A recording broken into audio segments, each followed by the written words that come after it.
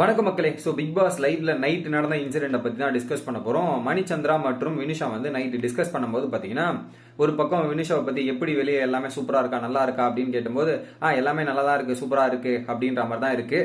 So ஒரே ஒரு விஷயம் மட்டும் தான் எனக்கு இதுவாச்சு, அதை பற்றி தான் பேசணும் அப்படின்னும் போது நிக்சன் பேசினான் அவங்ககிட்ட. பேசினான், ஃபோன் பண்ணி பேசினான் என்கிட்ட. ஒரு 4 நாள் அவன் வெளியே வந்து ஒரு 4 நாள் கழிச்சு எனக்கு ஃபோன் பண்ணி பேசினா. சில விஷயங்கள்லாம் அவன் சொன்னா எனக்கு புரியுது, இதெல்லாம் வந்து சாரிலாம் கூட கேட்டான், எனக்கு ஃபோன் பண்ணி சாரிலாம் கூட கேட்டான். பட் அதெல்லாம் ஓகே, அவன் சாரி கேரி கேட்கறதெல்லாம் இது ஒரு பக்கம் இருக்கட்டும். பட் எங்க வந்து சொன்னானோ அங்க கேட்கறதானே நியாயம். ஸோ அவன் வந்து இங்க கேட்கட்டும். இங்க இருக்கிற 70 கேமரா முன்னாடி சொல்லியிருக்கான், எல்லாத்தையுமே சொல்லிட்டான். இத்தனை கேமரா முன்னாடி சொல்லிட்டான், மக்கள் அத்தனை பேர் பார்த்துட்டாங்க. சாரி மட்டும் தனியா வந்து கேட்டா எப்படி மக்களுக்கு புரியும்? மக்களுக்கும் உண்மை போய் தெரியணும்ல. ஸோ அதனால நிக்சன் வந்து எப்படி இங்க 70 முன்னாடியும் அதே 70 கேமரா முன்னாடி வந்து மன்னிப்பு கேட்கட்டும், அவனோட எக்ஸ்பிளனேஷன் கொடுக்கட்டும். மக்களுக்கும் தெரியும், மக்களும் ஒரு எதிர்பார்ப்பு இருப்பாங்க, அந்த எதிர்பார்ப்பை பூர்த்தி பண்ணுவோம் அப்படின்ற மாதிரி ஒரு பக்கம் வினிஷா சொல்றாங்க. ஸோ அதுக்கு வரணும்ல அவன் அப்படின்ற மாதிரி ஒரு பக்கம் வந்து மணிச்சந்திரா கேட்கும்போது, வருவான்னு நினைக்கிறேன், வரதுக்கான சான்ஸ் இருக்கு அப்படின்னுவாங்க.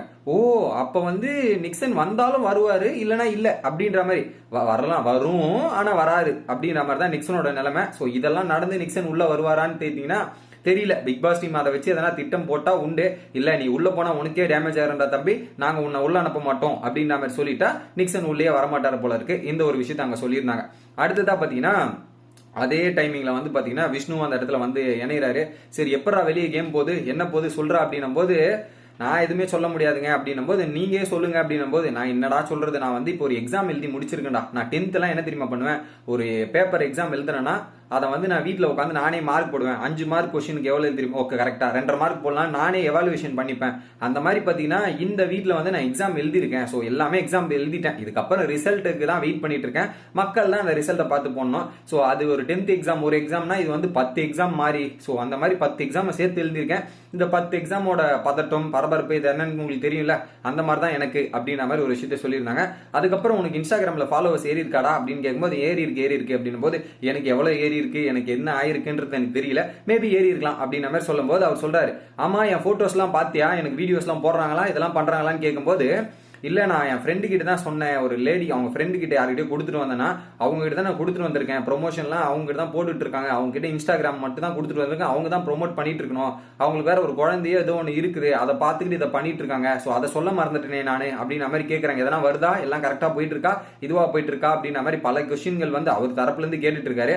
வினிஷா வந்து நான் பார்க்கலங்க, பார்த்தாதாங்க நான் சொல்லுவேன் அப்படின்ற மாதிரி சொல்லிட்டு சைலண்டா ஒரு பக்கம் வந்து மெயின்டைன் பண்ணிட்டு அப்படியே வந்து வெளி விஷயத்த மட்டும் கேட்காதீங்க, நான் எதுவுமே சொல்ல மாட்டேன், இதெல்லாம் பண்ண மாட்டேன் அப்படின்ற மாதிரி ஒரு விஷயத்த வந்து க்ளோஸ் பண்ணிடுறாங்க. ஸோ கன்வே பண்ணக்கூடாது, இதெல்லாம் பண்ணக்கூடாது, நான் அப்படியே சைலண்டா விட்டுறேன்ப்பா, என்ன விட்டுருங்கப்பா அப்படின்ற மாதிரி அப்படியே சைலண்ட் ஆயிடுறாரு.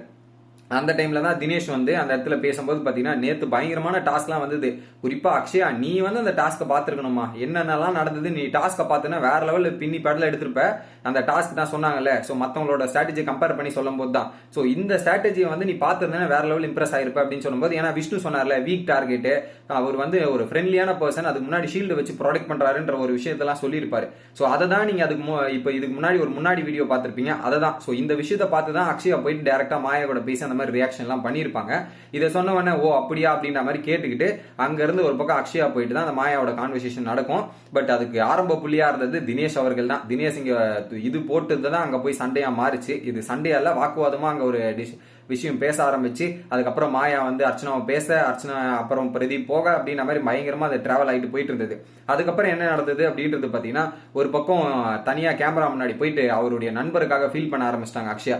எப்ப விக்ரம் வருவாரு, விக்ரம் வந்து கடைசியா போகும்போது கேமரா முன்னாடி இதெல்லாம் பார்த்துட்டு சொல்லிட்டு போனா, நான் போனதுக்கு அப்புறம் ஃபீல் பண்ணா, இதெல்லாம் பண்ணா, பட் விக்ரம் வந்தா நல்லா இருக்கும், நான் விக்ரமுக்காக வெயிட் பண்றேன்ற மாதிரி அவங்க கேமரா முன்னாடி உட்காந்துட்டு அவங்களோட தரப்பு நியாயத்தை சொல்லிட்டு இருக்காங்க. இதை முடிச்சதுக்கு அப்புறம் அந்த ஜெயில போயிட்டு ஜெயிலோட எக்ஸ்பீரியன்ஸ், இந்த வீட்டுல வந்து நான் என்னென்னலாம் பண்ணிருக்கேன்ற மாதிரி, ஸோ இந்த வீட்டில் அவ்வளோ பிடிச்சிருக்கு, இதெல்லாம் பண்ணியிருக்கு, என் வீட்டுக்கே வந்த மாதிரி இருக்குன்ற மாதிரி அவங்களோட நிலைப்பாடுகளும் பல விஷயங்களையும் வந்து ஓப்பனாக சொல்லிக்கிட்டு அதை பிக் பாஸ் கிட்ட தொடர்ந்து பேசிட்டு இருக்காங்க. கிட்டத்தட்ட பார்த்தீங்கன்னா 2 மணி வரையும் இந்த அக்கப்போர் நடந்துட்டு இருக்குது. ஸோ இதுதான் அப்டேட் கைஸ். அடுத்த அப்டேட்ல நான் உங்களை சந்திக்கிறேன்.